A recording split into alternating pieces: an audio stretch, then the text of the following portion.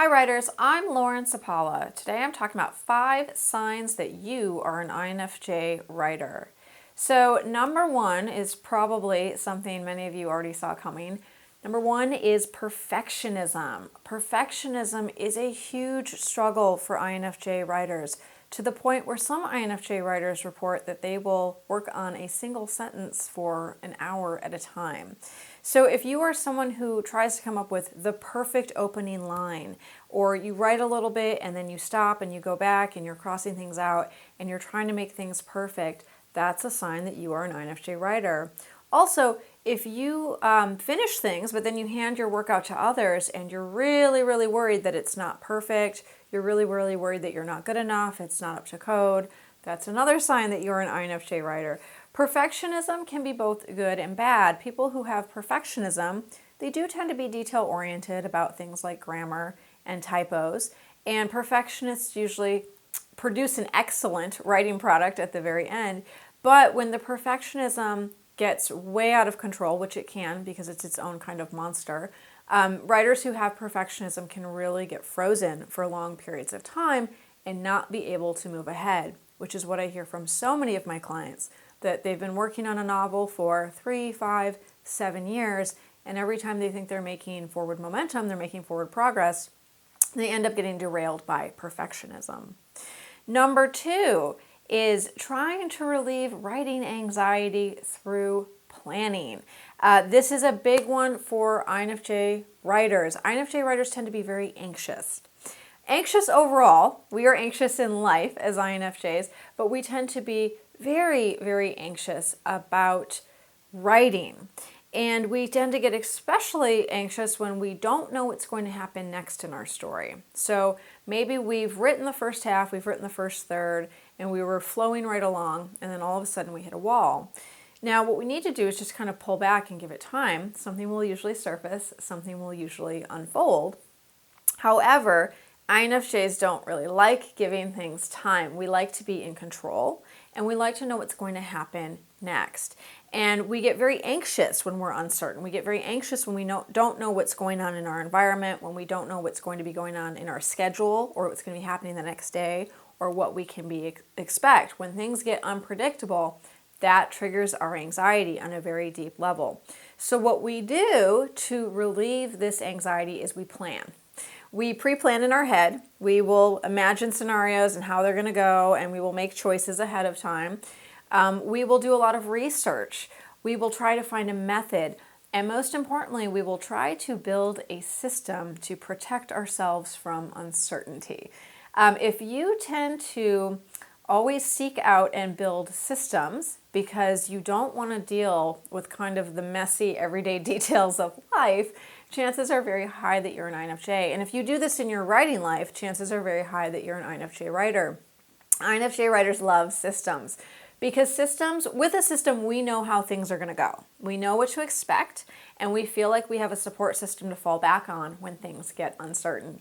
So if you hit bumps or rocky patches in your writing, and you find that you get very anxious, and then when you get anxious, you're jumping on the internet and you're researching different story structure methods or different writing methods, and you're always trying to jump on board or build your own system to safeguard you from not knowing what's going to happen next in your writing, then you almost definitely are an INFJ writer.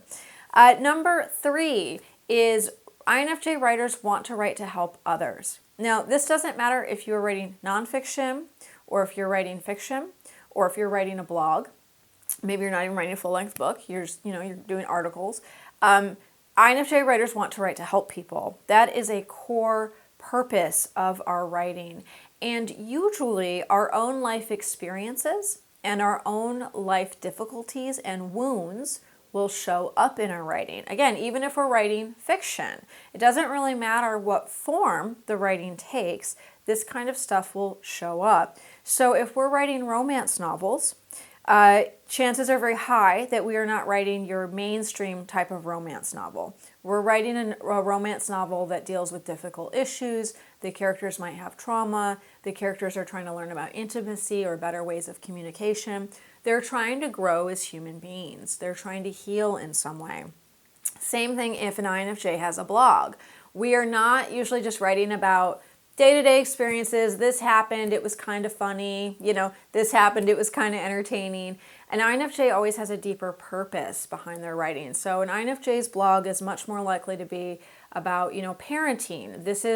These are the mistakes I made and the difficulties and the pain that I've experienced as a parent, and I don't want other parents to go through it. So I'm taking everything I've learned, and my blog is a set of teachings to that end. Or it might be, I really have found myself through yoga. I did a lot of self-healing through yoga, and I want to share that with the world. So I'm writing articles on yoga, or I'm writing a self-help book on yoga. When an INFJ writer is writing something, deep down, if you peel away all the layers, there is always this need to be of service to other people. It's always going to be an inherent part of any INFJ writer's work. So if you feel a strong calling to be of service to others, and you find that no matter what you write, it seems like there's some sort of teaching in it, some sort of insight or wisdom that is meant to help other people, then you can be sure that you are an INFJ writer. Number 4, you feel like when you write fiction or you work with characters, the experience is much more like channeling than making something up in your head. Now, if you've ever had this experience, when I say that, you're going to be like, oh yeah, And if you've never had this experience, what I just said is going to sound crazy. But for most INFJ writers, when they work with fictional characters, it feels like they channel the characters. What I mean by that is it feels like the characters talk directly to you. You can hear the character's voice in your head, or you can see images clear as day that the character is trying to show you.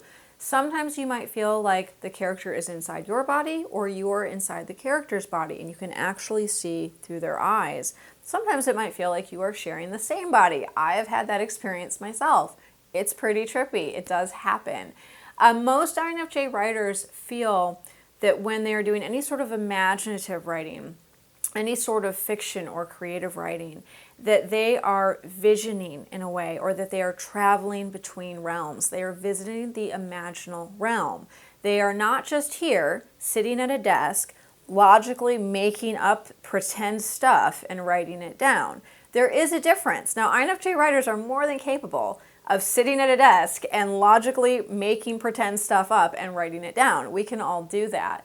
But that has a very different feeling than channeling a character coming through you. When you channel a character coming through you, you don't know what's going to happen in the story next. You can't predict the character's next move, and it feels like the character is in charge. It feels like the character has taken the lead, and you will most often be surprised whenever you do a writing session by what the character does next, to the point where it might make you feel uncomfortable at times.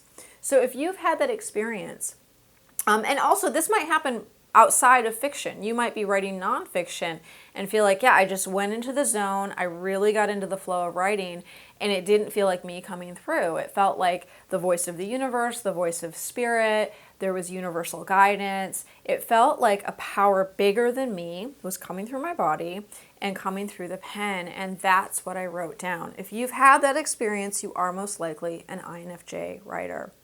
And number 5, the last one on our list, you go deep. INFJ writers always go deep. We do not enjoy the shallow end of the pool. We think the shallow end of the pool is boring, and we don't understand why anyone wants to be there. And if we're there long enough, we will get very upset and agitated because we just want to go to the deep end. INFJ writers go deep. Even if you are just writing an 800-word article or a blog post, something short, something meant to be consumed on social media or on the internet, you're still going to try to go deep with it. If you're just sharing 2 lines on Instagram, if you're an INFJ writer, you are going to endeavor to make those 2 lines meaningful. And you're probably going to overthink it, but you're going to think, how can I make these 2 lines inspiring and also beautiful and also comforting to those in need and also have a message for the world and reach people? You really are going to go that deep with just 2 lines. If you're writing a whole book, you are going to have a complex book. INFJ writers are drawn to topics like metaphysics, philosophy, personal growth, the meaning of life, God, spirituality, faith, all the deep stuff. Doesn't matter if we're writing fiction or nonfiction, that deep stuff is always going to come in. This can be hard for INFJ writers because when it comes time to do marketing or work on social media, we tend to really struggle because a lot of marketing work and social media work doesn't need to be that deep. And if it is that deep, you can kind of lose people along the way. So that tends to be a stumbling block for INFJ writers. But the actual work itself can end up very beautiful and very meaningful, and people can really get lost in it. Readers can lose themselves for days in an INFJ writer's book because it is so deep. So if you heard these 5 signs and you're nodding your head and you're kind of laughing because you're like, oh my gosh, that's me. I'm definitely an INFJ writer, Lauren.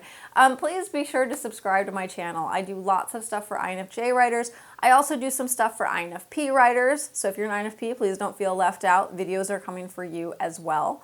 I do content for intuitive writers as well. Intuitive creativity, using your intuition, getting past blocks in creativity, and working with trauma around self-expression. So if any of this stuff is you, please subscribe to my channel. If you have any other signs that you think INFJ writers always exhibit, please drop it in the comments box below. I'd love to hear about them, and I know other people would too. And please subscribe to my newsletter. I send out all sorts of fun stuff all the time. And if you have questions about this video, please leave those questions in the comments box below as well. Okay guys, thank you all so much for tuning in. I'll see you next time. Thanks everyone.